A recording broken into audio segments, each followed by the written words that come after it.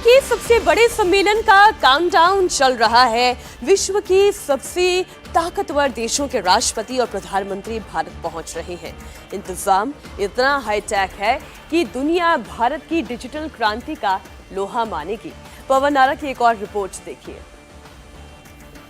भारत की डिजिटल क्रांति जारी है और यहाँ पर भारत की डिजिटल क्रांति से विश्व को रूबरू कराने के लिए अलग अलग स्टेप्स दिखाए गए हैं। मतलब ये दीक्षा है, अगर आप इसमें जाएंगे तो आपको बताया जाएगा कि किस तरह से बुक्स का डिजिटलीकरण किया गया है। और ये बुक्स हैं यहाँ पर, ये डिजिटली स्टूडेंट्स को उपलब्ध करवाई जा रही हैं।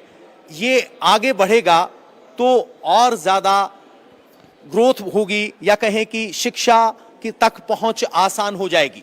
डिजिटल क्लासेस आप ले रहे हैं आजकल, उस तरह की बातें हैं। आगे चलेंगे तो आपको यहां दिखाई देगा डिजी लॉकर।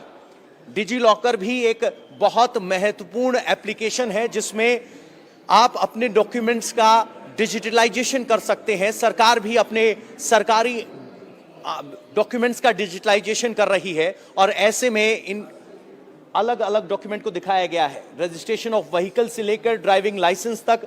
और जो एक्सप्लोर करने के लिए यहाँ आए तो उन्हें पूरा बता दिया जाएगा कि केस स्टडी क्या है, कैसे कैसे काम कर रही है, किस तरह से अलग अलग इलाकों में ये इस्तेमाल होता है।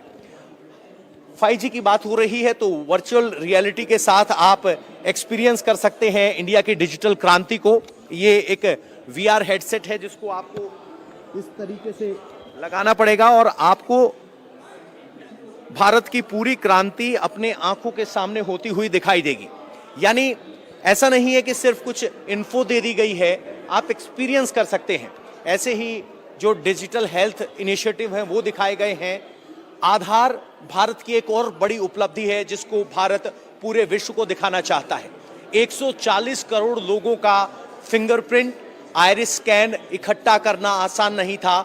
जहां 7 करोड़ आधार वेरिफिकेशन हर दिन प्रोसेस किए जाते हैं, वो बहुत से राष्ट्रों की जनसंख्या से कहीं ज्यादा है, तो वो यहाँ पर दिखाया गया है। इसके अलावा सबसे बड़ी बात यूपीआई को लेकर, जो मैं आपसे कह रहा था कि भारत किस तरह से यूपीआई को लेकर अग्रणीय देश है। ये एक काउंटर है जिसमें यूपीआई के जरिए आप पेमेंट कर सकते हैं। अब आप सोचेंगे यूपीआई आप हर रोज इस्तेमाल करते हैं, हम भी इस्तेमाल कर सकते हैं, तो इसमें बड़ी बात क्या है। लेकिन आपको इस बात को लेकर हैरानी होगी कि बड़े बड़े विकसित देश भी इस बात को लेकर अचरज में हैं कि 1 रुपया 25 पैसे यूपीआई के जरिए बिना किसी ट्रांजैक्शन चार्ज के आप कैसे कर देते हैं।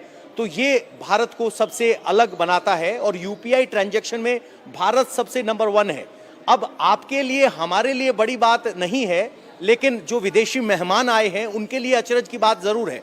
अब जरा इस कियोस्क को देखिए, इस पर आप यूपीआई के जरिए पेमेंट कर सकते हैं। अगर आप कोई प्रोडक्ट चुनते हैं, ऐड करते हैं, जैसे ही आप जाएंगे चेकआउट पर, यहाँ 10 रुपए का एक कार्ट वैल्यू बना है, उसको प्रोसेस करेंगे। आप अपना नंबर डालना है और आप अपने मोबाइल के जरिए, अगर आपको इसको स्किप करते हैं तो अगर मोबाइल नंबर को स्किप करते हैं तो डायरेक्ट आपको यूपीआई का एक कोड जनरेट हो जाएगा, आप पे कीजिए, यहाँ पे हो जाएगा। तो ये सोफिस्टिकेटेड लग रहा है, लेकिन सोचिए किसी बाजार हाट में अगर मोबाइल पे ट्रांजैक्शन हो रही है, यही वो ट्रांजैक्शन है जिसको देखकर विदेशी भी भारतीय डिजिटल क्रांति का लोहा मान रहे हैं। और ये खास तौर पर इस इलाके में पॉइंट ऑफ अट्रैक्शन होगा, न सिर्फ विदेशी मीडिया के लिए बल्कि इंडियन डेलीगेट्स, ग्लोबल डेलीगेट्स के लिए भी। क्योंकि पिछली बार आपको याद होगा जब जर्मनी के एक ऑफिसर आए थे, डिप्लोमेट आए थे, और उन्होंने किस तरह से मिर्ची यूपीआई के जरिए खरीदी थी। तो ये भारत की डिजिटल क्रांति है जिसको दिखाने के लिए स्पेशल पेविलियन बनाया गया है। भारत की डिजिटल यात्रा को दिखाने के लिए साइकिल है। ये साइकिल कैसे डिजिटल यात्रा बनाएगी, आपको बस ऐसे चलते जाना है और यहां सामने विजुअल चलने लगेगा जो आवाज के साथ आपको बताएगा कि भारत की कौन कौन सी वो उपलब्धियां हैं जो डिजिटल क्रांति के तहत भारत ने हासिल की हैं। सामने देखिए जरा, आप आगे बढ़ते जाएंगे और आपको डिजिटल इंडिया की जो क्रांतियां हैं वो दिखती जाएंगी। आपकी हेल्थ भी अच्छी होगी और जानकारी भी बढ़ेगी। जैसे ही आप आगे बढ़ेंगे, इसके बाद अभी तक कोई ऐसी क्रांति दिखाई नहीं दी है और पहली डिजिटल क्रांति आधार के तौर पर हमें दिखाई दे रही है। आधार क्या है?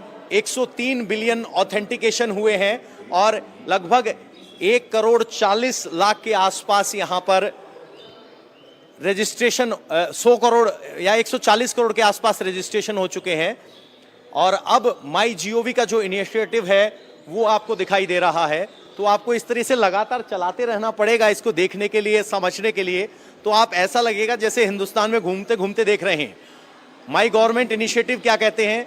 तो 33 मिलियन साथी हैं जो कि 5 मिलियन लोगों को डिस्कशन का एक प्लेटफॉर्म देते हैं सरकार। तो अब डिजी लॉकर इसमें आया है जिसकी हम बात कर रहे थे।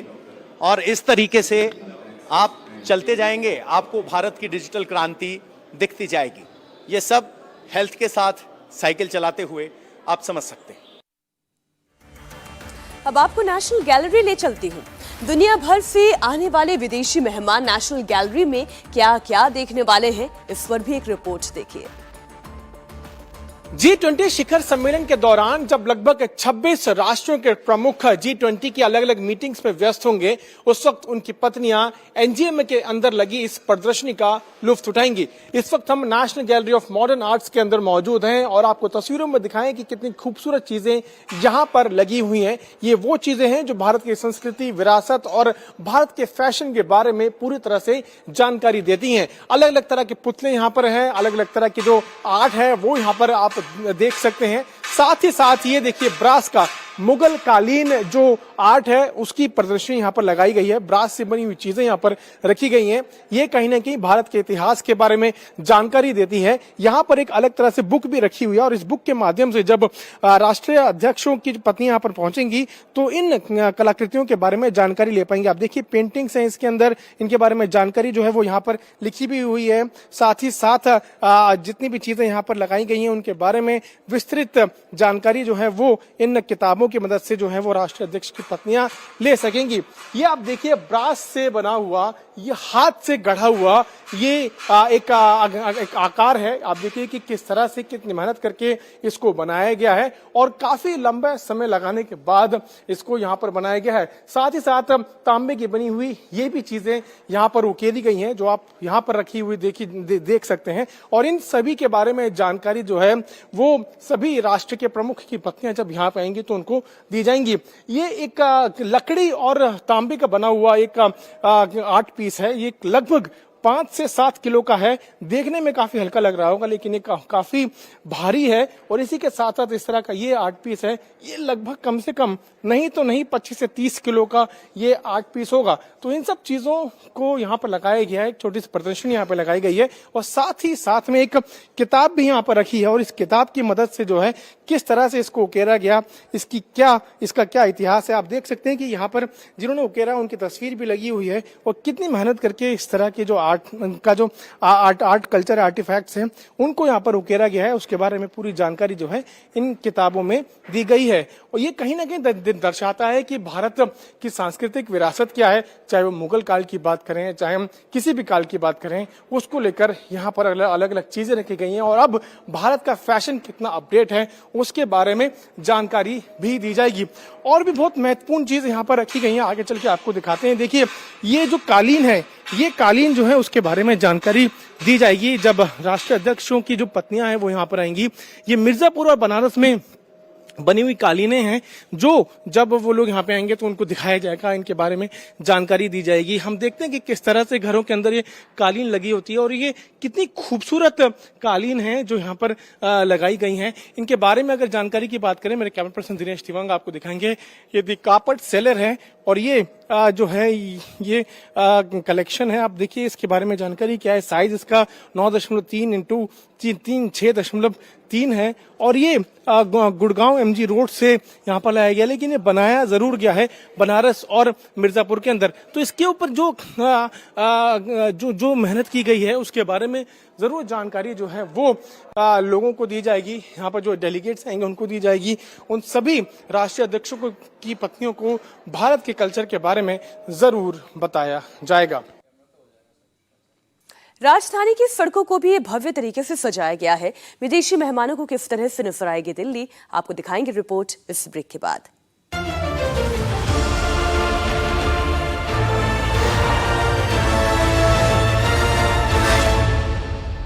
अब दिल्ली वालों को कुछ बातों का ध्यान रखना पड़ेगा। घर से बाहर अगर आप निकल रहे हैं अगले कुछ दिनों तक, मैं बता दूं आपको तो किन बातों का ध्यान रखिए। देखिए, नॉर्थ दिल्ली से साउथ दिल्ली और साउथ से नॉर्थ, ईस्ट वेस्ट, जिस भी दिशा में आपको जाना होगा तो आपको यहाँ पर एक जो रोड है सबसे ज्यादा ध्यान रखना पड़ेगा कि कौन सा आप रोड इस्तेमाल कर सकते हैं। मैं आपको बता रहा हूँ इसमें आपके लिए कहाँ से रेस्ट्रिक्शन है। G20 समिट को देखते हुए ट्रैफिक पुलिस ने पूरी दिल्ली में अलग अलग हिस्सों को बांट दिया। जैसे मैं बता रहा था आपको, एक कंट्रोल जोन है और एक है रेस्ट्रिक्टेड जोन।